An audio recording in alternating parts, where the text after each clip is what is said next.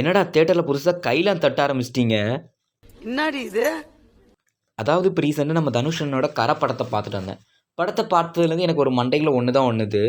அவன் ஒரு திருட்டு போயடா, அவனுக்கு எதுக்குடா கை தட்டுறீங்க? அது என்னன்னு பார்க்கணும்னா அந்த சப்ஸ்கிரைப் மட்டும் கொஞ்சம். லிட்ரலி இந்த படத்தை நான் பார்த்துட்டு வந்து என்னோட ஹானஸ்டான ரிவ்யூவை சொல்கிறேன். இந்த படத்தில் யாரெல்லாம் சிறப்பாக பண்ணியிருக்காங்க?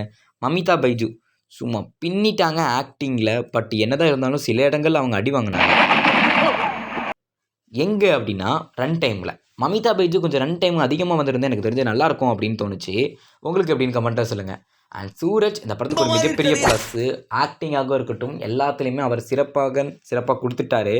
கிளைமேக்ஸில் அவர் பண்ண விஷயங்களுக்கு தேட்டர் கை தட்டுனுச்சு. அண்ட் தனுஷ் சொல்லவே வேண்டாம், மற்ற படங்கள் மாதிரியே இதுலேயும் இறங்கி சம்பவம் பண்ணிட்டாரு. இந்த இறங்கி சம்பவம் பண்ண கரைக்கு 10க்கு 7 மதிப்பெண் நான் கொடுப்பேன் தாராளமாக. ஏன் அந்த 7னா, படம் கொஞ்சம் ஸ்லோவாக போகிற மாதிரி தான் இருக்குது.